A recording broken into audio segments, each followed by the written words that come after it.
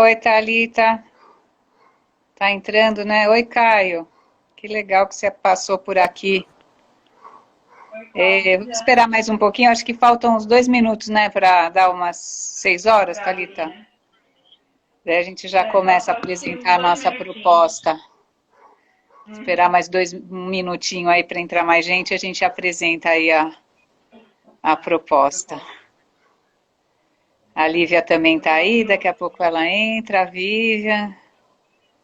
Ah, que legal. Oi, Vivian. Legal.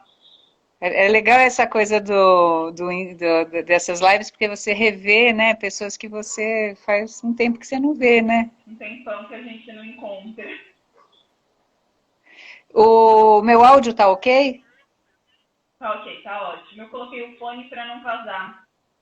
Tá, tá bom. Tô achando um pouco baixo, Thalita. Você quer que eu fale mais alto? É, talvez um pouquinho. Não sei, ontem parecia que estava um pouco mais alto. Ah, tá, eu vou falar um pouquinho mais alto e aí eu acho que resolve. Tá. Você tá com. Bom, você Eu tô tá com com. fone e com os Aham. livros aqui do ladinho. Então tá bom. Eu acho que o Francisco entrou também, né? É, ele confirmou que o É, áudio tá bom. tá aqui do lado, tá aí do lado, né? Ah, peraí, ele me avisou que tem um microfone e que eu devo falar assim. Melhora? Ah, Melhorou?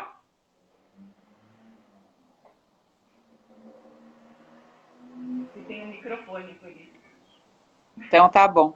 Bom, acho que a gente pode. E Que horas começa. são? Já são 6? 6:02 no meu. Então vamos lá. Então hoje a gente vai fazer nosso primeiro encontro, né, de um grupo. Não está dando certo aí o microfone? O grupo Letradas e Confinadas, né, que é uma reunião de 3 amigas uspianas das letras, né, e a gente resolveu falar de literatura na quarentena, né? Conversas entre nós e conversas com convidados que a gente vai trazer toda sexta-feira nesse horário para bater papo com a gente, pessoas super letradas. E a Thalita, né, como eu falei, é minha colega lá na USP, e a gente hoje, a Lívia também, que ela vai aparecer daqui a pouco. E antes de seguir, só vou fazer uma apresentação do que vai acontecer hoje. A gente vai falar sobre 2 autores, basicamente, né? O Samuel Beckett, o irlandês, e o Coetzee, né? Um autor sul-africano, australiano, os 2 prêmios Nobel, né? E vamos falar um pouco sobre eles, que podem dialogar conosco, né? Sobre esse momento que a gente está vivendo, né? A partir de questões como confinamento, né, que é cara aos 2 autores, e contaminação também, que a gente vai explicar o que, que é isso, né? Mas antes da gente seguir, vamos só dar um oi para a Lívia, né? Se a Lívia aparecer aí, deixa eu ver se ela já está aqui na. Tá. Boa noite, pessoal. Eu vou desligar aqui para a Lívia entrar e vocês conhecerem, tá bom? Então vamos ver, a Lívia vai dar. Deixa eu ver se a Lívia já está aqui. Não, a Lívia não está. Bom, gente, então a gente hoje vai conversar sobre o Beckett e sobre o Coetzee, que são 2 autores contemporâneos, né, do século XX, sobre a questão de confinamento e contaminação. Né? Ah, agora a Lívia chegou. Ah, peraí. Lívia, você tem que pedir para entrar na imagem aqui, para eu poder te colocar. Ah, você não consegue entrar? A Ana Luísa veio, apareceu hoje de novo. Ah, agora a Lívia vem. Pronto, agora ela vai dar um oi.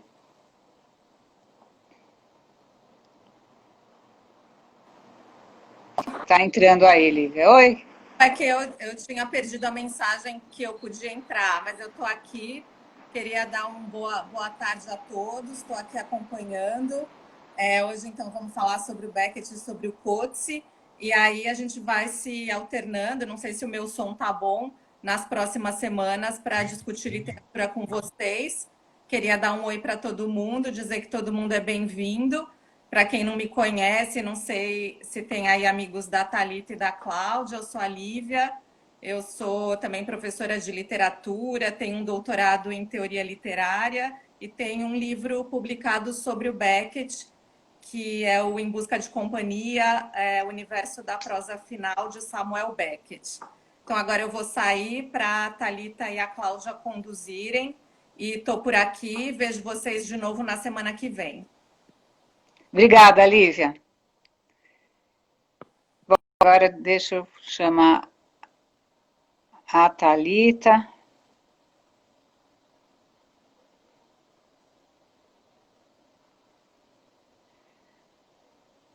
Vamos que vamos.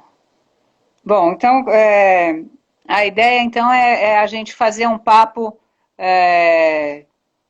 rápido, assim, né, mais ou menos 1 hora, um pouco menos de 1 hora, sobre esses dois autores, né. Então, obviamente, a gente sabe que o Beckett tem a ver com confinamento, né? Quem tem na cabeça as imagens das peças do Beckett, sobretudo das peças curtas, né, sabe de personagens confinados em jarros funerários, confinados dentro da terra, confinados num bunker, né? Personagens estão sempre presos de alguma maneira, né? Então, o que será que esses personagens poderiam falar conosco nesse momento em que estamos todos, ou a maioria de nós, confinados, né? E alguns com mais calma, levando isso com mais calma, e alguns com mais dificuldade. E também falar um pouco sobre o Coetzee, a Thalita, que é especialista em Coetzee, vai falar um pouco sobretudo sobre Diário de um Ano Ruim, né, Thalita?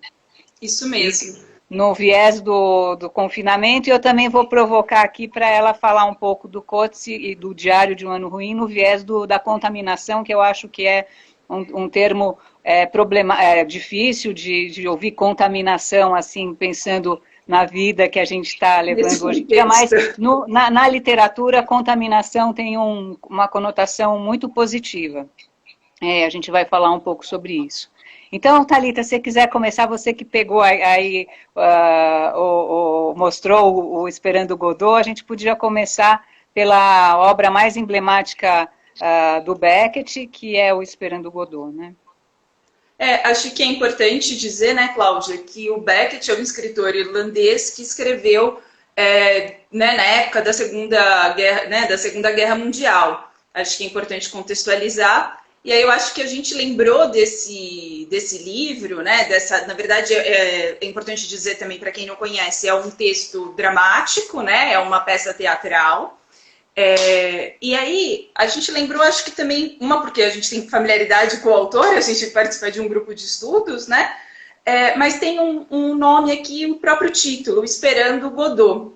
E aí, eu acho que a gente podia falar um pouco o que é essa espera, né? Dentro dessa obra, e aí acho que você pode contar pra gente, e o Godot também, os sentidos que tem, quem é esse Godot, né? Ou quem não é o Godot, e os sentidos que ele irradia, né? Então, um pouco, acho que foi um pouco, como a gente pode dizer, a gente foi provocada, né? Assim, pensando no nosso contexto, que a gente está vivendo agora, confinado, e a gente numa espera de poder sair de casa, numa espera de que as coisas melhorem, que chegue um novo dia. Então, acho que a gente pensou nessa obra. E aí, acho que a Cláudia pode explicar um pouquinho o que é, contar um pouco do enredo, né, e o que significa esse título. Então, é uma peça bem provocativa, né, uma peça que você pode entender como uma peça que quer desestruturar, né, os esteios do teatro aristotélico, do teatro tradicional. Então, uma peça que não tem começo, nem meio, nem fim, porque quando começa, a mesma situação já havia acontecido antes, e quando termina, a mesma situação que a gente vê na peça vai continuar depois, né? Uma peça em que não tem grandes revelações, não tem nenhuma revelação, tem apenas dois personagens tentando matar um tempo, numa espera de alguma coisa que não acontece, que é a chegada desse Godot, que os poderia salvar. né? É interessante que esses personagens estão literalmente presos ao palco, que em francês, a peça foi escrita em francês, se chama Plateau, né? E um dos personagens, Estragon, tenta em um momento de desespero sair daquele recinto que ele está, ele fala, não, estamos presos, o Vladimir fala, você não pode, nós não podemos sair porque estamos presos no plateau, palco em francês, né? Então eles estão presos lá naquele lugar e tem que ficar atuando, né, de alguma maneira. Mas eles também estão presos ao hábito de esperar. Então, existe toda uma questão do Beckett, né, que o hábito é uma espécie de inferno, né, que nos coloca sempre numa mesma toada. E eu acho que as peças do Beckett, elas são uma espécie de, presta atenção, vamos acordar, vamos tomar consciência, né, a partir de uma clausura muito angustiante em que o hábito é o termo principal. Então, eles estão presos num lugar infernal, eles estão presos numa espécie de eternidade habitual, né? E assim eles vão ficar, e assim eles vão continuar, né? Então, é meio por aí que eu sinto esses personagens, né? Como é que você vê isso, Thalita? Enquanto você falava, eu estava pensando que você falou que eles estão num espaço infernal, presos no teatro. Mas acho que para quem não viu a peça, não leu, né, o texto... Sim. É importante dizer que eles não estão presos numa casa, num lugar fechado. Eles estão numa estrada, ao lado de uma árvore. Então tem essa tensão, esse conflito, né, de você estar preso, né, num infernal, mas é um preso num lugar que é aberto, né, e que é uma estrada, e que o sentido que a gente tem de estrada é que é uma estrada que leva a algum lugar. Eu acho que tem essa... E aí acho que esse também é a riqueza do texto beckettiano, que são as tensões, né? Que assim, sai do óbvio, é bastante provocativo, nos traz muitas reflexões. Então, o que eu achei, que eu fiz o link aqui enquanto você estava falando, é um pouco disso, que a gente estava falando de uma situação, quando a gente fala de inferno ou de aprisionamento, a gente pensa em espaço fechado. E esses personagens estão... num espaço aberto e numa estrada, mas essa estrada leva para onde, né? Pois exatamente, é uma estrada que vai em círculos, inclusive na adaptação cinematográfica do Esperando Godot, que fizeram nos 100 anos de comemoração do Beckett, o diretor tomou partido de criar uma estrada em caracol, né? Assim como se fosse que legal. É interessante para dar essa imagem mesmo, mas eles estão ao ar livre. Isso também é uma coisa interessante ver que os personagens do Beckett e as obras, né, vão confinando os personagens, né, vão levando eles depois para dentro de recintos cada vez mais fechados, né, até o recinto mais fechado e impossível é o recinto íntimo de dentro da cabeça, né? A câmara hemisférica ou o manicômio do crânio, né? Para onde eles vão. Mas essa tensão do fora dentro é interessante pensar porque ela é metafórica e eu acho que a questão é a esperança como alguma coisa ruim, né? Assim, eu fico a esperança deles, tanto da espera como a esperança de que o Godot vai chegar, né? Não é visto como nós podemos pensar normalmente, a esperança é algo bom que nos move. Nesse caso, não. No caso do Beckett, de novo, não. Desloca o senso comum, né, Cláudia? Que é isso que a literatura proporciona quando a gente lê, no sentido de, a gente associa estrada com um progresso, um caminho, um horizonte. A gente associa esperança com algo positivo. Então, acho que a literatura provoca, né, desloca os sentidos e, ao mesmo tempo, a gente tem essa questão de essa provocação da linguagem e de a gente pensar em outras coisas. Oi? Então, eu acho, tem exatamente, tem essa provocação, essa é a função mesmo da literatura, né? Você pensa na esperança também. Eu estava pensando... Fala, Thalita, para completar o seu... Não, é porque eu me lembrei que você falou que o Beckett vai escrevendo e vai mudando, no Esperando Godot, as personagens estão num lugar aberto, a gente tem depois da peça o fim de partida, ou fim de jogo, né, que é o outro texto dele, em que as personagens estão num abrigo depois que dá a entender de um mundo devastado. E aí... Então aí já muda, né? Já desloca do lugar aberto para o lugar fechado, para o abrigo, para o refúgio, mas que também não é abrigo e não é refúgio.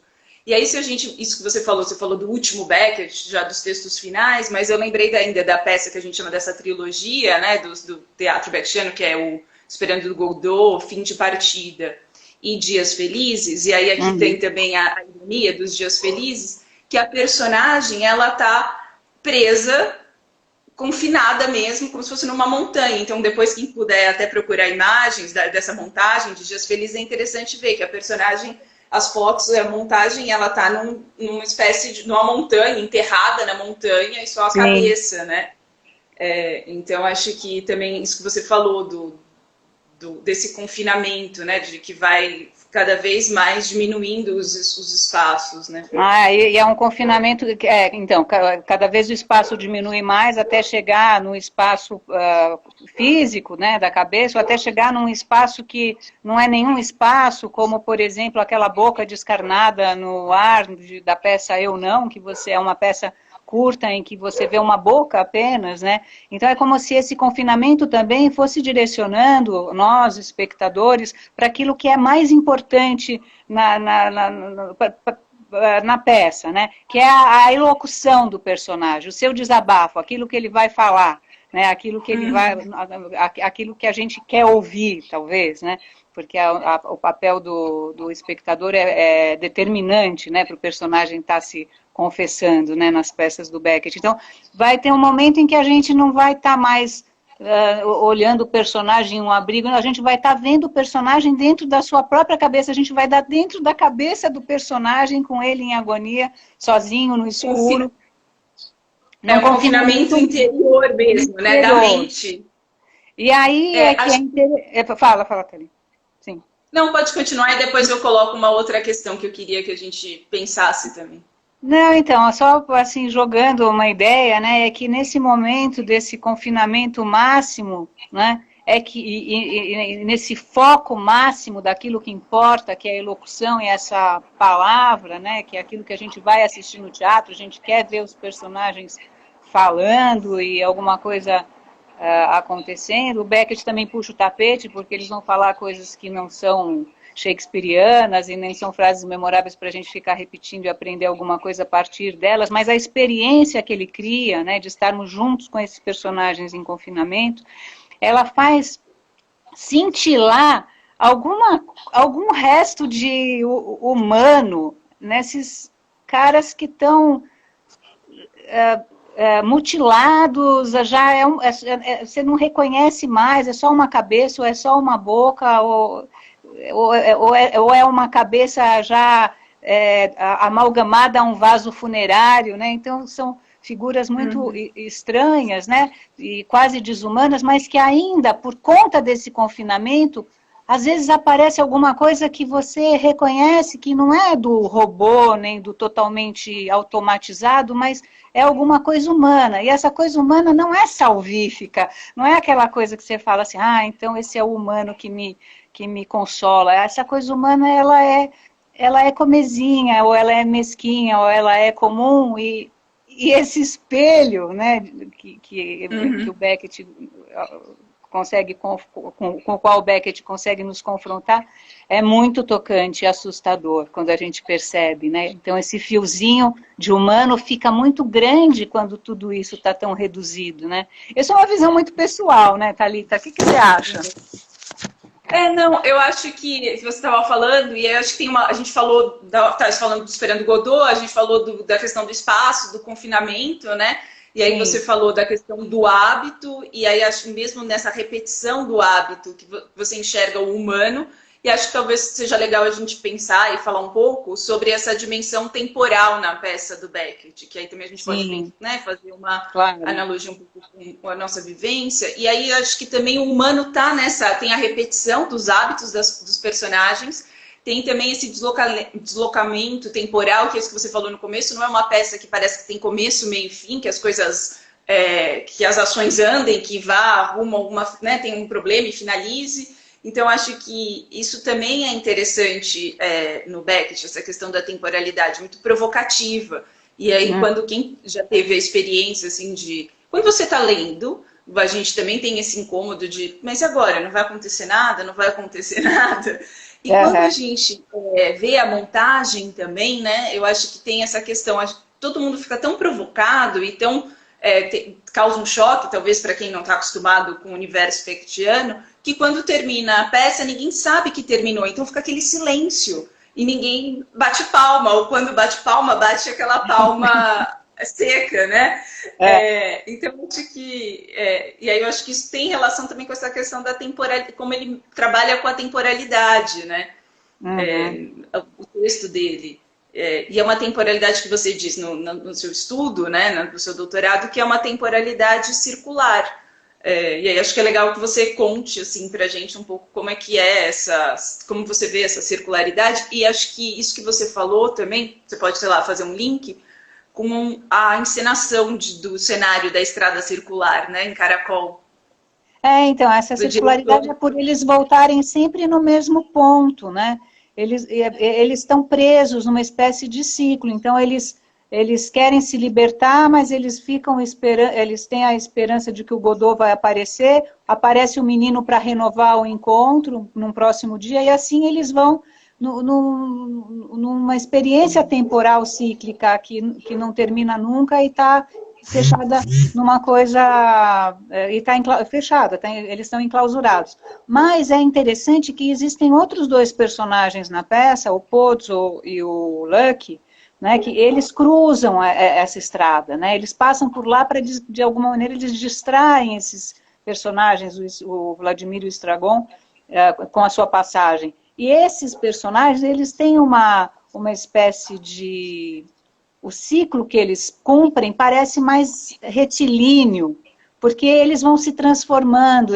O Pozzo, ele é todo poderoso no começo, na primeira vez que ele passa, na segunda vez que ele passa, ele já está cego, ele está precisando de um guia, ele está todo desconstruído, né? Então, alguma coisa vai se quebrando, vai se deteriorando. Então, quer dizer que existe ainda o tempo agindo sobre esses personagens que aparecem lá nessa estrada.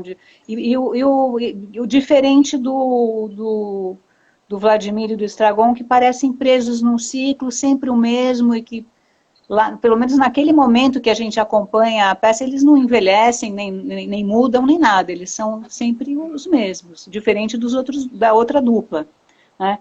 Então são duas temporalidades colocadas em contraste. Juntas. E acho que você comentou, né? Acho que é legal a gente comentar sobre Esperando Godot, que ela tem então esses 4 personagens, então são duplas, né? Espelhadas. E aí acho que talvez a gente possa falar um pouco das relações humanas, as relações que se dão entre as personagens, né?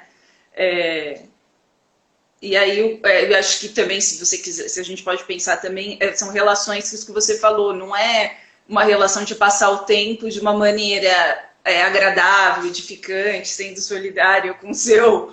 né, a relação do Vladimir Estragon, a gente não pode dizer que é solidária, que eles são parceiros nesse sentido, né? Como que é desgastada, como tem uma crueldade, um pouco do incômodo, um incomodando o outro, uma certa...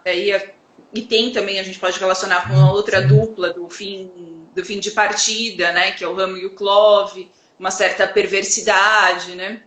Então, acho que talvez pensar um pouco como é que você enxerga essas relações, como se dão as relações entre as personagens. Que aí também tem a questão do jogo, né, no teatro, né? Sim, né, tem a questão do jogo. Então, na verdade, no Esperando Godot é muito jogo, né? Então, o pessoal que vai montar, acho que quem vai montar a peça, se vai toma essa estratégia de pensar a partir do jogo entre os personagens, um jogo para passar o tempo, um tempo difícil de passar, né?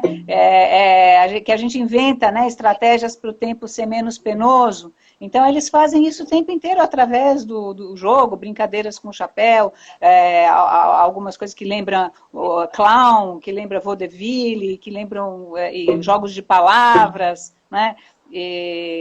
Lembranças esparsas, um quer contar os sonhos, todas estratégias para passar o tempo, né? Eu falo que é interessante, né? Porque, por exemplo, eu tenho uma estratégia, agora não sei quando que eu vou viajar de avião de novo, mas eu não gosto de viajar de avião, e quando eu estou num avião em viagem longa, eu tenho estratégias para o tempo... Então, são estratégias. Então, agora eu vou jogar Tetris, agora eu vou ver um filme, agora eu vou ficar... Então, vai passando o tempo, de alguma maneira, né? Agora eu vou olhar o mapa para onde está o avião. Assim como a Winnie, em Dias Felizes, outra personagem beckettiana emblemática do enclausuramento, né? Ela tem objetos, e esses objetos, né? Que ela tem uma bolsa e pequenos objetos como escova de dente, pasta de dente, pente, espelho, um tônico que ela... E esses objetos ela manipula e usa esses objetos de uma maneira muito calculada para eles ajudarem ela a passar esse tempo que ela está confinada e que ela sabe que vai se repetir, né? Ela também sabe que esse tempo, ela é consciente de que vai se repetir. Ela sofre um pouco, acho que ela sofre mais. Sofre mais do que os personagens do Godot. Então, esses objetos ajudam ela a passar. Então, a relação entre os personagens é também de um certo cuidado para você não matar de uma vez o seu companheiro, porque ele vai te ajudar a passar o tempo. Né? E acho que talvez isso seja interessante também, né? Tem uma crítica, Beck, na questão talvez da utilidade, porque aí também tem uma questão do humano, desse ser humano que está com você, numa questão de utilitária, às vezes, né? Em algumas cenas, assim, de que... De o quê? Desculpa, não peguei. De a relação utilitária, né? Utilitária. Né? Uma crítica também a essa questão, né? Claro, sim, a relação é utilitária, esse lado objeto, né, o outro como objeto, fica muito claro, por exemplo, em Fim de Partida. Em Fim de Partida, o personagem central, o Ram, né, é o cego, paralítico, né, mas que organiza, né, que está naquele bunker, ele é o dono de tudo, né, ele é o chefe do abrigo. Então, ele é o chefe, né? Mas para você ver, com quem ele está em relação a maior parte do tempo é com o Clove, e o Clove é quase um objeto. O Clove é às vezes chamado de cão, o Clove fala que fica na cozinha, ele sai de cena e diz que vai para uma cozinha onde ele fica encostado na parede, olhando para o nada, assim, para a parede, como se fosse uma vassoura encostada, né? Ele atende a todos os pedidos do Ram, então o Ram objetifica, né, o Clove ao máximo, né, ele é mesmo, ele ajuda o Clove a passar o tempo, e eu tenho as minhas dúvidas se tanto o Clove, que está esse personagem de Fim de Partida, como os outros dois personagens de Fim de Partida, que são o pai e a mãe do Ram, se eles não são personagens do Ram, que o Ram, afinal de contas, é um romancista oral, né, que cria um romance. O criador são as criaturas, né? O criador e as criaturas. Essas são criaturas, né? Eles são objetos nesse sentido, objetos literários do Ram, né? Então eu tenho também essa dúvida. Acho que talvez seja legal também a gente falar um pouco, Cláudia, porque às vezes as pessoas se assustam, né, quando fala do Beckett, e aí a gente está falando dessas imagens de confinamento, e parece que é um autor super pesado, denso, então eu não quero, tragédia, não quero ler. E aí eu acho que talvez seja interessante a gente comentar um pouco os momentos que a gente diria tragicômicos, né, do Beckett. Sim. E acho que tem um outro, a gente falou da relação entre as personagens, e tem a relação das personagens com o espectador, porque o Beckett trabalha bastante também com isso, com o jogo entre o ator, né, entre a personagem, entre o texto dramático e o espectador. Claro.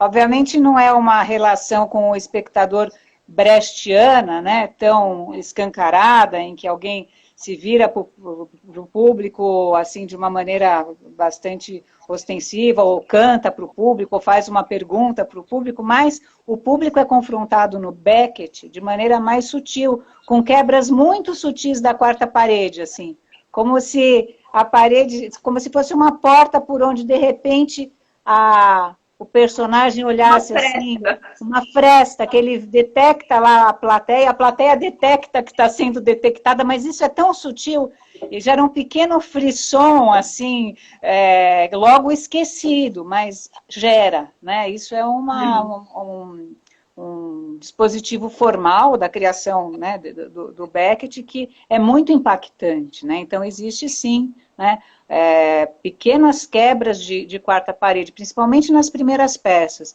e nas últimas peças, que são essas peças curtas, eu chamo, porque eu falo, essas primeiras peças têm um estranhamento, né, tem um tipo de estranhamento, e as outras peças eu falo que tem uma espécie de imersão. Não é um teatro ilusionista, mas é um teatro que é como se fosse uma máquina que te abduz, né, você, público, você, espectador, e você vive aquela experiência imerso dentro da cabeça do personagem, ou dentro da questão, do sofrimento do personagem. É uma coisa muito complexa e muito difícil, assim, de explicar em poucas palavras, mas eu detecto isso, estudei isso, e é muito bonito, porque daí o Beckett leva o público para dentro do personagem. O público, se você entender qual é o papel dele nesse momento, ele está junto com aquele personagem solitário, está fazendo companhia para aquele personagem. Então é interessante também, é um outro tipo de... um outro caminho, é um outro caminho. E você encontra alguns momentos cômicos ou tragicômicos? Sim, a gente falou do... claro, é muito... Para não assustar as pessoas, para que elas leiam o Beckett e não pensem que é estranho, é incômodo, mas tem uns respiros, né? Então, isso lógico, o Beckett pode parecer muito soturno, mas tem humor. Em todos os textos do Beckett tem humor. É um humor negro, é um humor estranho, mas é um humor beckettiano. Tanto é que alguns atores conseguem montar o Beckett como uma grande comédia. Eu já não acho que seja uma grande comédia, mas existem chaves dentro das peças para você fazer isso, como uma montagem daquele ator americano, cabelo branco, o Steve Martin. Sabe? Ele fez uma montagem que você vendo, né, a gravação da montagem, o público rola de rir do começo ao fim. Eu acho que isso também é exagerado, né? Não é isso, né? Não é uma peça para desopilar o fígado, é uma peça para dar aquela risadinha desconfiada e ficar um pouco incomodado. E um riso nervoso, né? Um riso nervoso, um riso meio nervoso, desesperado. Né? É por aí, mas que tem, lógico, tem o humor, e tem uma coisa interessante também para falar nesse sentido, antes da gente passar, né, deixa eu ver que hora que a gente está, daqui a pouco a gente já está passando para o Coetzee, né,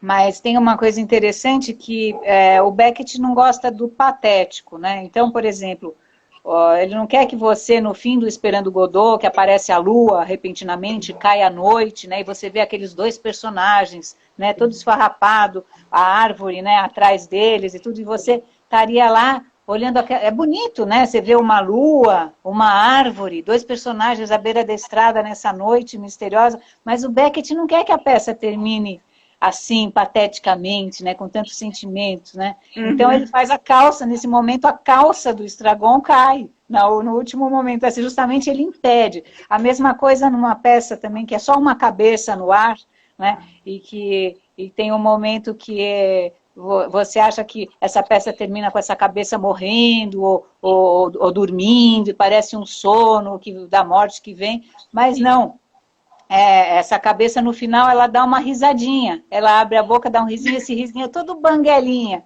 então é para criar aquele estranhamento e você não cair no sublime, ou não cair numa coisa romântica, ou qualquer coisa assim. Então, tem uma quebra, né? Tem uma quebra, e essa quebra também, não sei se a gente ri nessa quebra, a gente leva um susto, mas com certeza o Beckett ri da gente. Bastante. E acho que é um escritor, né, Cláudia, que tira muito você, tanto se você estiver lendo Esperando Godot, essa é uma edição da Kozak, mas tem, acho que, uma nova, né, que tira você da sua zona de conforto, ele é provocativo, né, e leva você a reflexões. E acho que... É isso, é um pouco isso, que eu acho que o Beckett, às vezes a complexidade dele, ela é muito legal porque ela instiga a gente a ser curioso e tentar entender o que está acontecendo. Eu, quando vi um Beckett a primeira vez, que eu nem estudava literatura, eu tinha 19 anos, era muito menina, Mas aquilo me impactou tanto que eu queria entender, porque eu tinha gostado, eu sabia que tinha muito valor naquilo que eu tinha assistido, mas eu não conseguia dominar aquilo intelectualmente, eu não conseguia traduzir aquilo em palavras, né? E daí isso me instigou, não, aí tem uma coisa muito importante, aí tem uma coisa de muito valor e eu preciso saber sobre isso. Então, o Beckett, ele pode provocar as pessoas a irem, a estudarem, né? A tomar maior consciência do objeto artístico, né? Porque o objeto artístico nem sempre é só para o entretenimento, né? Como a gente está acostumado, né? Acho que a gente está apresentando um autor, né, Cláudio? Os dois, na verdade, depois que a gente vai apresentar o Coates, são dois autores que provocam muitas reflexões. Não é uma literatura de entretenimento, assim, no sentido de, vou parar para ler, me entreter, esquecer do mundo, não sei, né? Não é, é uma literatura que você tem que entrar no jogo que eles propõem, né? Claro, e aí num jogo que é mais reflexivo, que é de confrontar, de estranhamento, e acho que também é legal você contar essa sua experiência da primeira vez que você assistiu o Beckett. A primeira vez eu li, eu não assisti, eu li Fim de Partida, era um trabalho para a faculdade de jornalismo. E aí foi muito... Eu falei, nossa, foi muito esquisito, mas ao mesmo tempo, eu não me senti repelida, sabe, pelo texto. Assim, eu queria ler de novo e tentar entender. E ficar... Vamos usar uma imagem de cavocar aquilo, entender. E fiquei imaginando, nossa, mas como é isso no palco? Como que faz? Então foi muito desafiador, é isso, uma leitura desafiadora. É uma leitura desafiadora. Tanto é que quando as pessoas falam, o Beckett é chato, não sei o quê, não, o Beckett é desafiador, não é? É chato quando é mal montado, né, no teatro, né? Eu acho mais fácil você achar o Beckett chato vendo uma peça do Beckett mal montada do que lendo. Lendo você vai... Porque lendo você cria a sua pecinha interior na sua mente, né? É verdade. Mas então, Thalita, a gente podia passar então um pouco do Beckett para um outro autor que é um Beckettiano, estudou o Beckett, né? Que é o Coetzee, né? Coetzee que fala, Thalita? Vamos esclarecer. Sempre é a primeira pergunta, né? O correto seria Coetzee. Só que essa é a pronúncia africânder. E aí a pronúncia que é mais comum é Coetzee. Que todo mundo fala Coetzee, né? Porque se você também fala Coetzee, quem é? E aí causa esse estranho... As pessoas não identificam. E acho que talvez valha a pena falar para as pessoas que talvez conheçam, esse é um autor também como o Beckett, Nobel da literatura, que o livro mais conhecido é o Desonra, né? Que foi publicado em 99. Ele nasceu na África do Sul, ele é um autor contemporâneo, ele está vivo, continua produzindo. E aí, na verdade, o que a gente estava falando, né, autores que a gente pensou em confinamento e tudo mais, desse período que a gente está vivendo. E aí eu lembrei, como eu estudo o Coates, eu lembrei de um livro, e aí de novo eu vou chamar de novo pelo título, né, que é Diário de um Ano Ruim. Eu acho que você poderia até mostrar como é que esse livro está grafado e como é que ele é escrito, porque é muito interessante, né? Muito diferente, né, Thalita? Esse livro, como se o Beckett faz uma provocação, né, aos espectadores, tira, né, da zona de conforto ali, é provocativo e instigante, o Coetzee também, porque nesse livro ele, acho que não sei se dá para ver, ele é organizado de uma maneira diferente do que a gente está acostumado.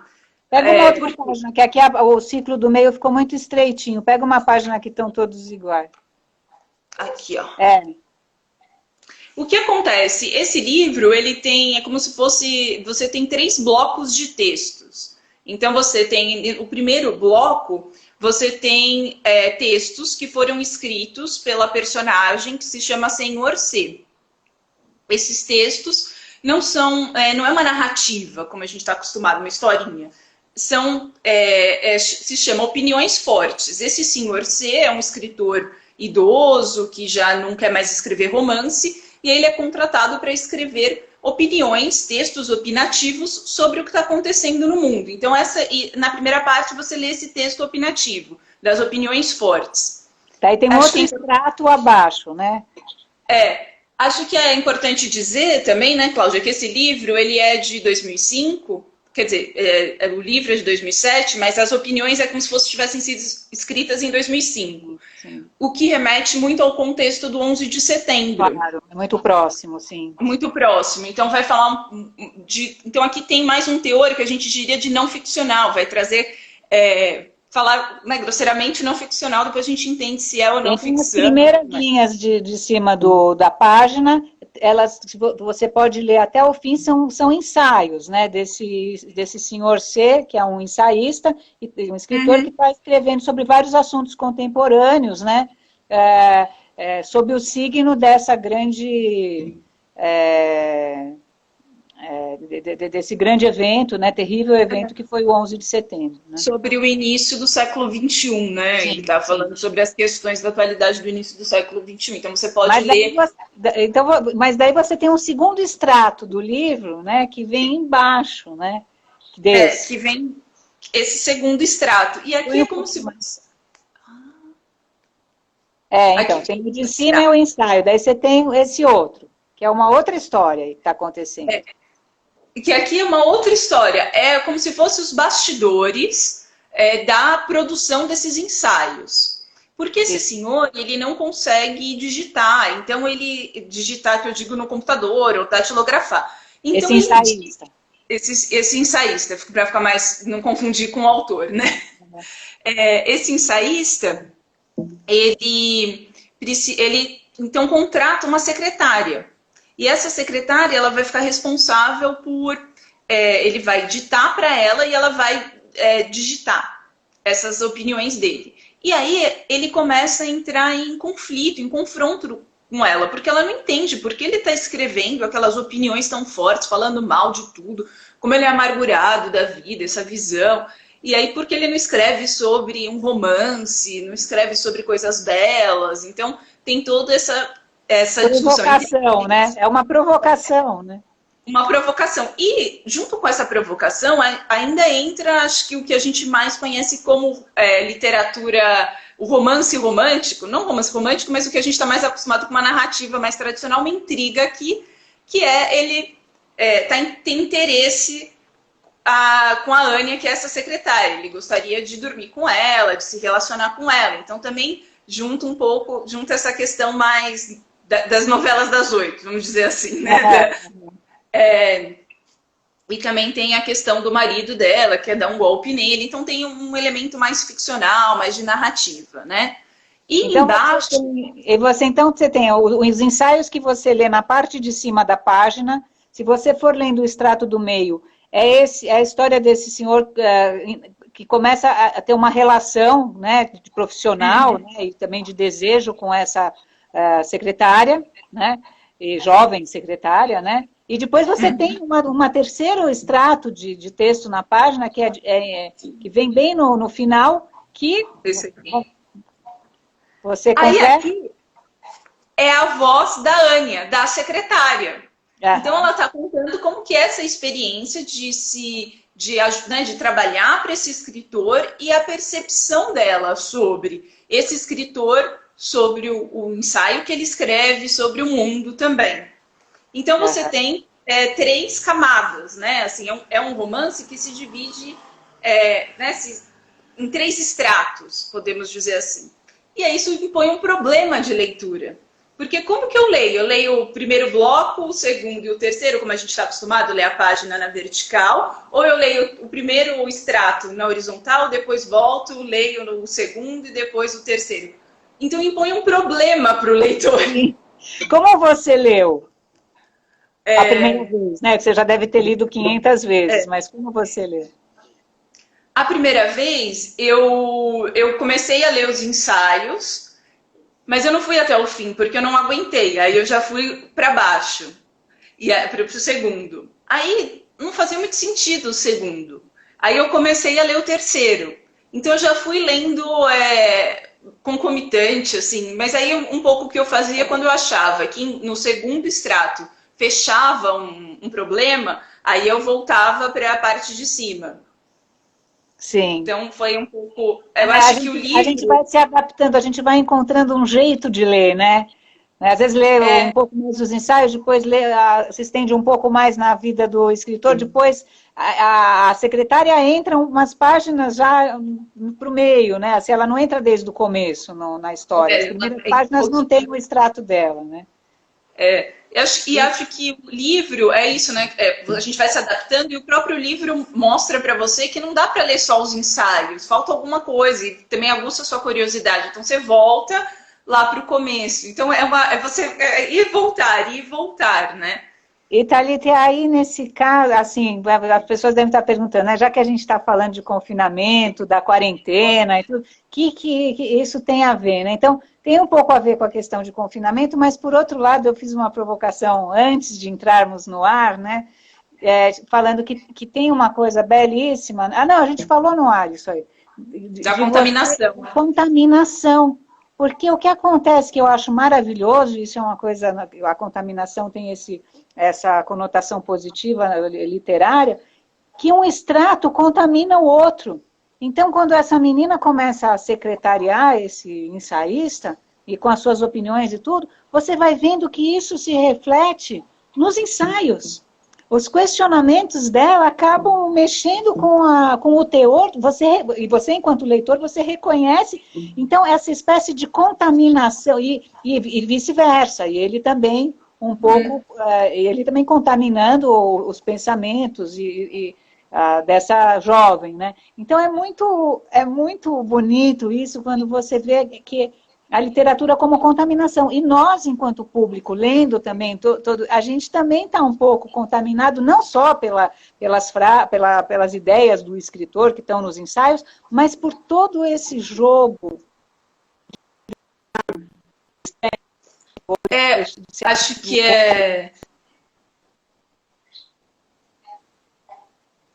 o que é interessante, né, Cláudia, isso que você falou, essa contaminação, esse jogo, e acho que esse jogo se dá na relação entre as personagens. Sim. Porque o livro começa com opiniões muito fortes, uma voz muito autoritária, né, e uma voz única. Sim. E aí depois a gente tem, depois dessa voz única dele, né, essa opinião forte dele, e é um pouco o senhor da razão, quando ele começa a dialogar com a Anya, ele começa a rever o próprio pensamento, a se contaminar pela visão dela. Então, e aí é nesse diálogo que ele revê as posições, revê o papel dele como escritor e começa, inclusive, é isso que você falou, o livro ainda de ser tripartido, ele é dividido em duas partes. E aí na segunda parte o que a gente tem são as opiniões, não é opiniões leves, mas tem outro, é como se fosse opiniões leves, mas tem outro nome que agora eu fugiu da memória. Mas aí a gente tem essa opinião que aí ele começa a falar um pouco mais sobre os escritores, sobre fotografia, sobre a arte, sobre outros assuntos. Então, ele se contamina e incorpora a voz dela também, de alguma maneira. E eu acho que isso que é, como você falou, é uma contaminação. E aí, de novo, isso que a gente estava falando de deslocamento e de sentido. Hoje, contaminação, é algo negativo. E aqui na literatura, nesse livro, é um positivo, nesse sentido de que se você dialogar e se contaminar, ouvir o outro, né, dialogar, acolher a opinião, e pode ser divergente, não precisa concordar, não é isso? Mas o quanto isso é rico, né, esse dialogismo, não é uma visão única, uma voz única. Pois é, e é interessante que assim, ele é um ensaísta, ele é uma pessoa premiada, uma pessoa conhecida, está escrevendo esses ensaios para uma editora, né, alemã, né? Ele foi contratado, né, para escrever essas opiniões. Exato. Então ele é muito assertivo, ele é muito autoritário, ele é muito radical nas opiniões. E de repente é muito bonito quando ele tem uma relação com uma pessoa senso comum. Isso é muito interessante. Eu acho que até para nós, né, que a gente dá aula, que a gente está nesse universo do estudo, que a gente escreve ensaios, nunca perder o chão do senso comum. né? Ele pode nos balizar de uma maneira importantíssima, né? Então eu acho isso maravilhoso, assim, a maneira como o senso comum entra até para salvar um pouco, né, esse homem de opiniões tão ranzinzas, né, e definitivas, né. Então eu acho muito bacana esse livro, assim, eu acho esse livro incrível. E o que é interessante, né, Cláudia, acho que tanto do Beckett quanto do Coates, que a gente falou, e isso tem a ver com o que é literatura, é que eles estão falando tudo isso, e a gente está contando, compartilhando, mas o que importa é o modo como eles constroem essas histórias e trazem essas reflexões. São dois autores que trabalham muito com a forma, né? Isso que a gente está dizendo, no caso do Coates, ele está experimentando mudar um pouco a forma do romance, no sentido de que não tem, as vozes no romance muitas vezes não são dessa maneira. Elas têm esse dialogismo entre os personagens e essas contaminações, mas aqui ele monta, né, o livro de outra maneira. Além disso, acho que tem um outro aspecto que é interessante de falar, por exemplo, do Coates, que é isso, ele embaralha o que a gente considera como ficção e não em ficção. Porque se você olhar só o bloco dos ensaios, você vai dizer, é um livro de não ficção. Mas quando você vê a parte de baixo, as outras duas partes, você diria, é ficção. E afinal, é ficção ou não ficção, né? Então ele embaralha também essas noções que a gente tem. De gênero, né? De gênero. Exatamente. E é proposital mesmo, né? É conscientemente, né? Porque são dois autores, o Beckett e o Coates, que acho que é importante dizer, são dois autores que, além de escritores, eles eram professores, no caso do Coates né? Professores de literatura, então tem muita leitura e muita pesquisa também, né, artística. Pois então, assim, eu acho que são dois autores, né, que experimentaram muitas formas diferentes. Então, por exemplo, no caso do Coates, se você lê cada romance dele, parece que você está com um autor novo. Porque se você pega a infância de Jesus e compara com o Diário de Ano Ruim, parecem coisas muito diferentes, ou com Desonra. São obras muito diferentes do ponto de vista formal, e cada uma delas tentando atingir, através da forma, uma experiência para o leitor também, né? O Beckett também, entender a forma no Beckett é entender o que ele quer dizer, não está nas palavras ao que ele vem, está na forma, né? E o Beckett também é um autor que faz esse mix de gêneros que você já não sabe mais o que você tá vendo, se é uma peça, se é um conto, ensinado, né? Então é muito complexo, né? Mas é desafiador, né? E não só isso, eu acho que renova, né, as próprias formas que vão se desgastando com o tempo, né? Então, são os renovadores da forma. Tem algum comentário aqui da Ana Luísa falando, é um trabalho de forma no nível muito explícito, né? Porque às vezes a gente fala de trabalho de forma sobre coisas mais sutis. Eu não entendi, depois se você quiser explicar melhor, Ana Luísa. É uma mudança de forma literal, tipo poema concretista. Assim... não chega a ser um poema concretista, né? A forma que está explicitada no Diário de um Ano Ruim, né? Mas ela tem uma visualização, ela tem uma espécie de... Ela é graficamente interessante também, né? Se você for pensar assim. Né? É um pouco diferente, né? Porque é isso, acho que se estabelece esse jogo... Acho que a Lívia tem um comentário aqui. Ana Luísa, essa experiência da forma no Coates chama a nossa atenção para que tipo de romance se pode fazer hoje, essa mescla de gêneros. Acho que o que a Lívia... Acho que é importante a gente ressaltar que o Coates é um autor contemporâneo, ele está produzindo e problematizando, né? A Ana, de novo. No caso do Diário de um Ano Ruim, tem a questão de visualmente serem colocados vários estratos paralelos. Tem uma questão... Claro. Esse aspecto visual é muito importante, né? Se a gente for pensar isso, tem um trabalho, mas não no nível que os poetas concretistas fazem e tudo mais, Mas sim, tem um trabalho gráfico com uma espacialização do objeto livro. Isso tem, né, no caso do Diário de um Ano Ruim. Mas é algo muito pontual na carreira do Coetzee. Ele não fez outros livros trabalhando com a página, graficamente. Aí você vê esse dialogismo, essa crítica a uma voz única, e essa reflexão da importância das vozes, do múltiplas visões, mas aí de outra maneira que ele vai construir isso formalmente e tematicamente também. Sim, sim. Aí acho que a Ana tem mais um. Tô vendo aqui. A gente já está quase estourando aqui o nosso horário, né? Tem uma hora, quando dá uma hora, eu acho que corta. Então, só para falar, Thalita, nossa, a gente podia marcar de novo uma outra conversa, né? Talvez você com a Lívia, então, só para desenvolver mais. O Coetzee é um autor que não é tão conhecido como o Beckett, né? Aqui, né? E tem, por exemplo, a Lavínia Panunzio, a atriz, ela fez uma peça agora da Elizabeth Bali, baseado num outro romance do Coetzee, ou Elizabeth Costello. Tem tantas coisas interessantes para desfiar do Coetzee que a gente podia retomar o Coetzee um pouco mais para frente, né? Sim.